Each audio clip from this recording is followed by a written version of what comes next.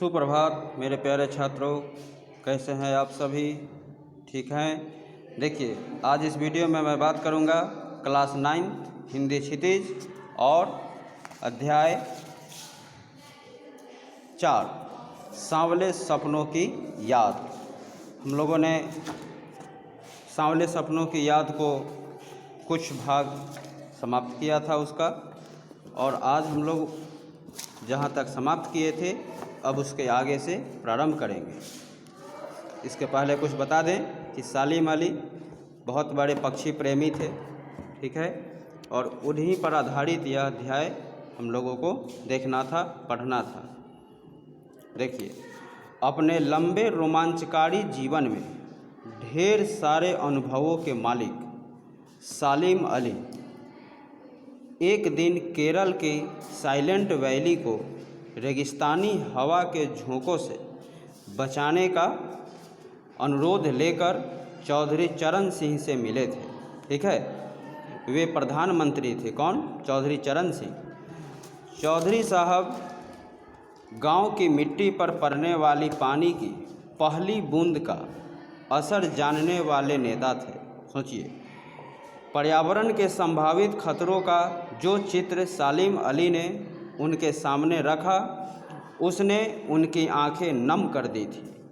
आज सालिम अली नहीं है, चौधरी साहब भी नहीं हैं। कौन बचा है जो अब सोंधी माटी पर उगी फसलों के बीच एक नए भारत की नींव रखने का संकल्प लेगा?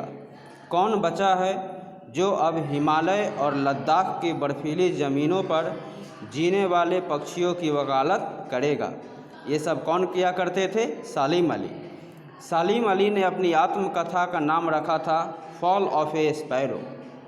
मुझे याद आ गया, D.H. लॉरेंस की मौत के बाद लोगों ने उनकी पत्नी फ्रिंडा लॉरेंस से अनुरोध किया कि वह अपने पति के बारे में कुछ लिखे। फ्रीडा चाहती तो ढेर सारी बातें लॉरेंस के बारे में लिख सकती थी, लेकिन उसने कहा, मेरे लिए लॉरेंस के बारे में कुछ लिखना असंभव सा है।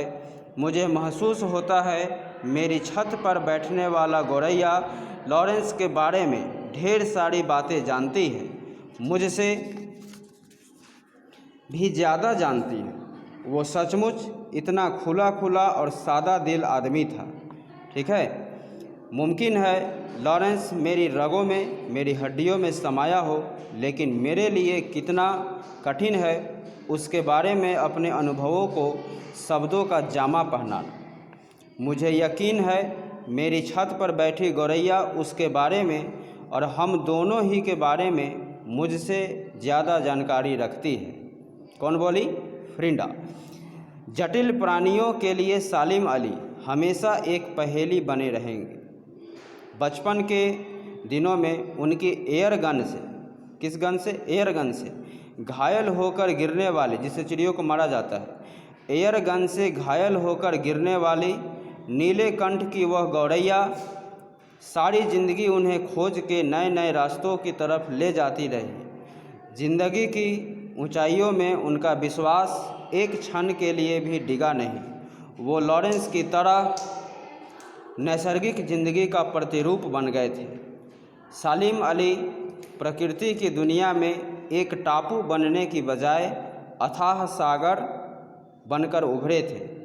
जो लोग उनके भ्रमणशील स्वभाव, मतलब घुमक्कड़ स्वभाव, घूमने का स्वभाव और उनकी यायावरी से परिचित थे, उन्हें महसूस होता है कि वो आज भी पक्षियों के सुराग में ही निकले हैं, मतलब पक्षियों के खोज में ही निकले हैं, और इसी कारण से उन्हें बर्ड वाचर कहा गया। और बस अभी गले में लंबी दूरबीन लटकाए अपने खोजपूर्ण नतीजों के साथ लौट आएंगे। जब तक वो नहीं लौटते, क्या उन्हें गया हुआ मान लिया जाए? मेरी आंखें नम है सालिम अली, तुम लौटोगे ना? तो इस तरह से हम लोगों ने एक बहुत बड़े पक्षी प्रेमी सालिम अली के बारे में जाना, और अध्याय का क्या नाम था? सांवले सपनों की याद।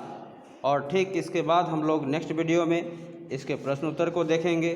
कुछ प्रश्नों को पहले मैं आप लोग को दिखा दूं कि किस घटना ने सालिम अली के जीवन की दिशा को बदल दिया और उन्हें पक्षी प्रेमी बना दिया। बचपन में एक एयरगन से एक गौरैया की मृत्यु हो गई थी। उसके बाद से उनका जीवन की दिशा जो है बदल गया था और वह पक्षी प्रेमी बन गए थे। मैं इसका उत्तर नेक्स्ट वीडियो में आप लोग को दिखा दूंगा। आप लोग लिख लीजिएगा और याद कर लीजिएगा।